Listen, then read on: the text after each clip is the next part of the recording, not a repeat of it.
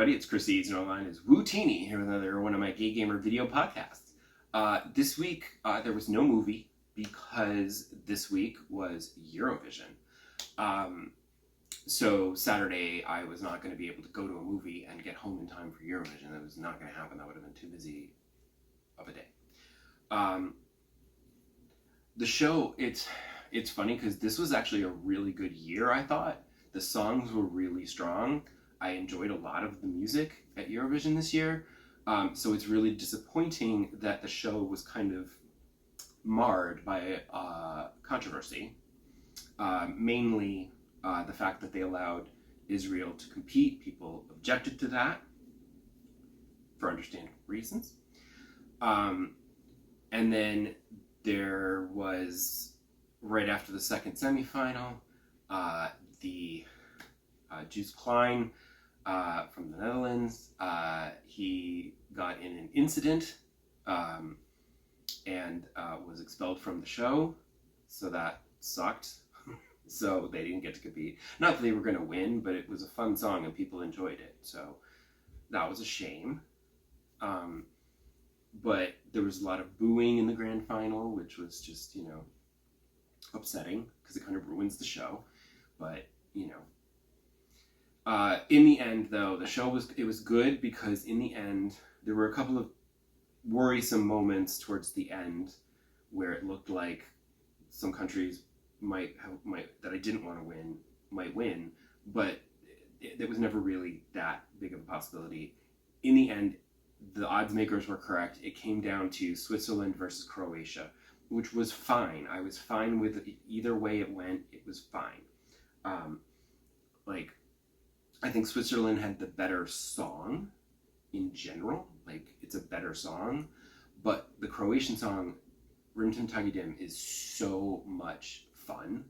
It's super catchy, and it's just charming and delightful, and I just love it so much. So I was okay with whichever way it went. And spoiler alert, it went to Switzerland with the code. And I'm fine. So we're all going to Switzerland next year. Yay. And then hopefully maybe we can have a regular show again. But we'll see. But Eurovision is wonderful and delightful, and there's some great music in there. And y'all should check it out, because it's awesome.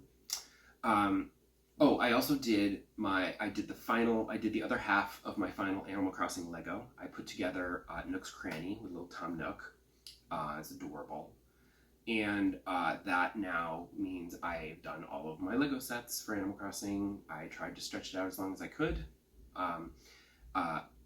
They are very cramped on the little table where they are being displayed. And so I'm going to have to find somewhere else to put them, because there are 2 more coming out in August, and that's just not going to happen. It's going to be bad. There's no room. I don't know where I'm supposed to put any of these, but I can't not get the Animal Crossing Lego sets. You know what I mean? I just don't have any place to put them. So they need to stop after these sets and not do any more, please. Thank you. Just release minifigs or something, No more big sets. As for games, as I said last episode, I've been playing Immortals of Aveum, but I didn't have enough time last episode to really get into it. And again, I don't have a lot to say this episode, because I actually didn't play it a lot this past week, just a little bit. But I did want to mention that it's fine. I'm still enjoying it, but I'm finding, like Super Mario RPG, when I'm not playing it, I'm not thinking about it. That makes sense, I mentioned that a few episodes ago about Super Mario RPG. And I think it's just that I've become so accustomed to and attracted to the open world games style, where there's just this sense of exploration and discovery that's so exciting, and I enjoy that so much, that's the style of game that I really get into. And that's the style of game where I'm thinking about it when I'm not playing it. I can't wait to finish work so that I can sit down and play some more Avatar or Horizon or Spider-Man or even Assassin's Creed, I want to see what's over there. I want to do what's over there. But with Immortals of Aveum is just it's a first-person shooter, and like a role-playing game, it's very linear, and it's all very straightforward. So there's not really that sense of exploration and discovery, and I'm also not really caught up in the story so much because it's just a war and you're just like, okay, whatever. But it's fine when I'm playing it, but when I'm not playing it, I don't feel the need to play it. But I've also, this past week, I didn't play a lot of it because I've been spending a lot more time with Disney Dreamlight Valley. Because as I mentioned last episode, they had an update, and that included a new Star Path, the Disney Star Path, which I decided to actually spend the Moonstones to unlock the whole Star Path, because there were a bunch of rewards in there that I thought were cool. And the problem is that some of them are like amusement park rides, and it's like you could totally take a section of your valley and turn it into an amusement park. And I'm just like, oh my god, that would be awesome, except where am I supposed to put anything? Like, I don't want to get rid of people, but it's so hard because there's no room for anything anymore. But I've been spending a lot of time doing the Star Path, so I've been playing less Immortals. Oh, the other thing that I didn't get to talk about last episode was when they added Daisy Duck, she came with a house, but she also came with a boutique, which is annoying because it's huge. Also, it doesn't really do anything, and I'm thinking of getting rid of that because in the boutique, it's basically like a space for you to display your custom clothing designs. And I'm like, okay, except I only have a few. I never really bothered with it. And then you share them online with people. So like, I guess if you visit someone's valley online, you can trade custom designs. I don't play online with anybody, so there's really no point to that. I displayed a couple of designs just to do it, because I had some, my half-assed designs, and I said, here, go ahead, and I displayed them, but it's sort of like, who cares? And then you have the other thing that you can do there, where every day there's a challenge, and you're meant to put certain kinds of clothing and furniture into a little display based on certain criteria, like, you know, a color, a style, clothing, whatever. And it was a little frustrating. I tried it the first day that I did it. I tried it, and I tried the first one, and it was like, I had every requirement filled, you know, whimsical and shoes and whatever, but black wouldn't go. And I was wearing a black shirt, black pants, black socks, black shoes. I put on a black hat. Nothing was working until I put out like a black chair. And then suddenly it was like, oh, okay, now you have black. And I'm like, was it only furniture? That was not clear. So it was sort of frustrating and annoying. And then you do it, and you talk to Daisy, and she's like, oh, congratulations, you filled all the requirements. Here's some Daisy coins. And you use Daisy coins to upgrade the boutique to create more. You can unlock more mannequins for your fashions and more display spaces for the displays. And I'm just like, I don't even want to use this in the first place, so why would I spend this time getting Daisy coins to upgrade something I don't even really care about? So, sorry Daisy, but I'm not a big fan of the boutique. And then, as I mentioned last episode, I was right up against the end of Super Mario RPG, but then there was no rush to finish it, as there was supposed to be a rush to finish it, but then I ended up not rushing to finish it because as I read the reviews of Endless Ocean Luminous, I said, oh, well, we're not getting that. So the whole finish this before you get that didn't enter into it because I wasn't going to get Endless Ocean Luminous. So I had extra time. I didn't have to force my way through the end of the game.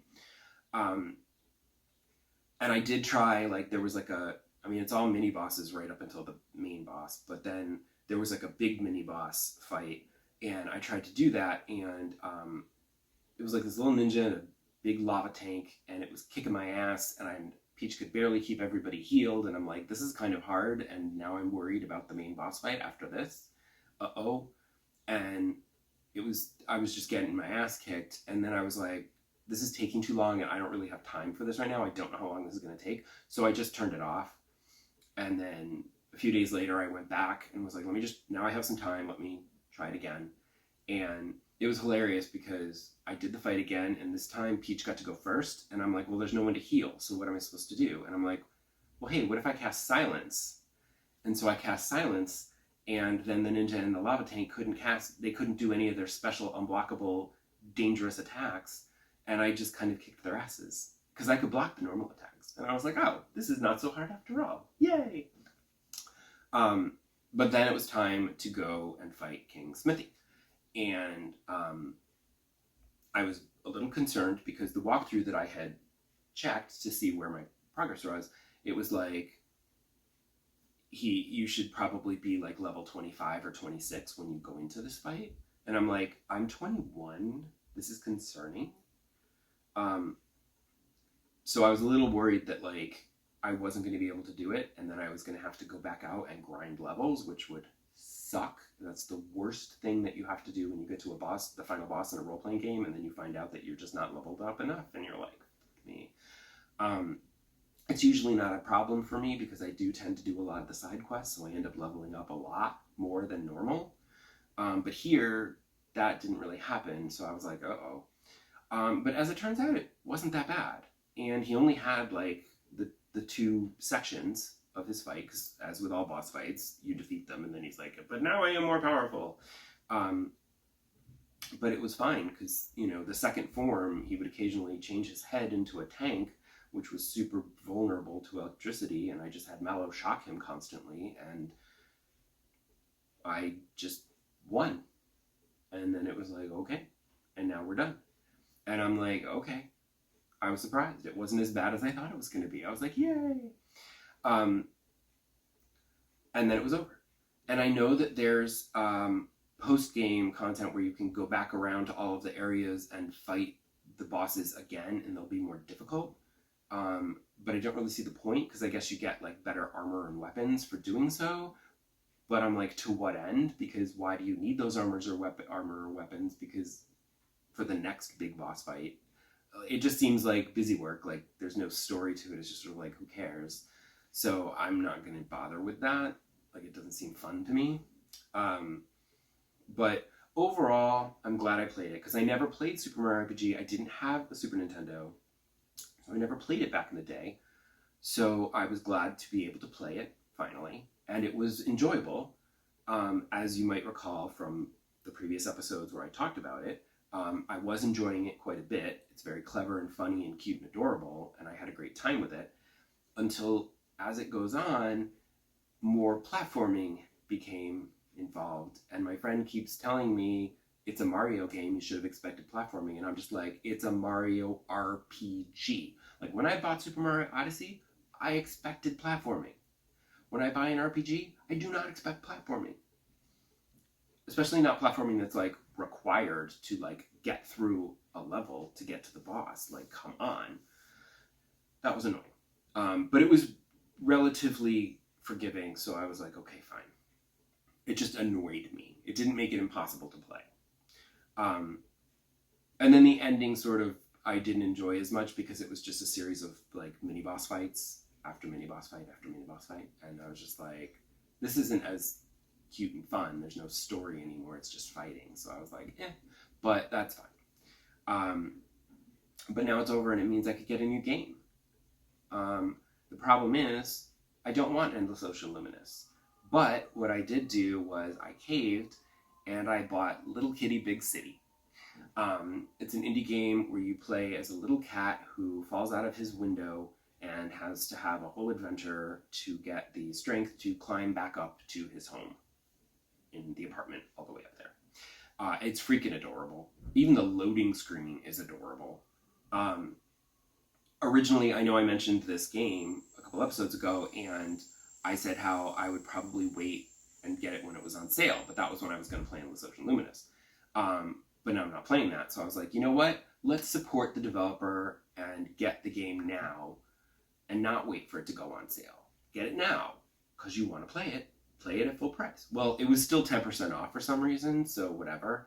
But, you know, it's only $25. It was like $23 and change after discount and everything.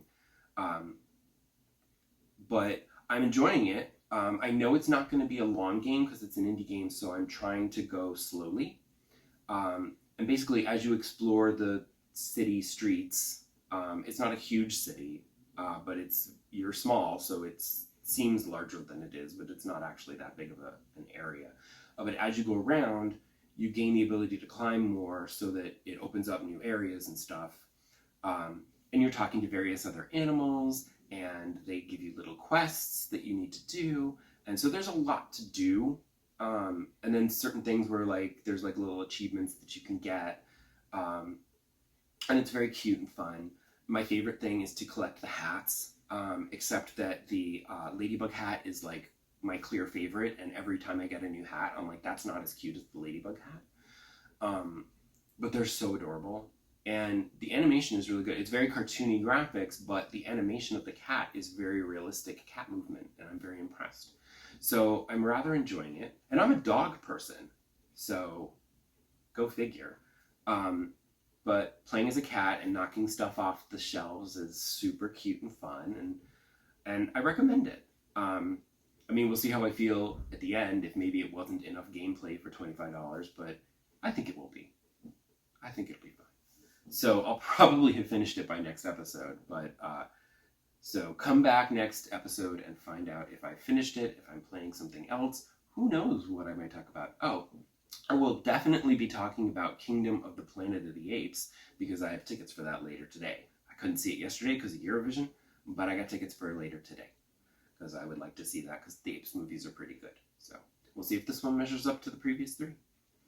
Find out next episode. Bye!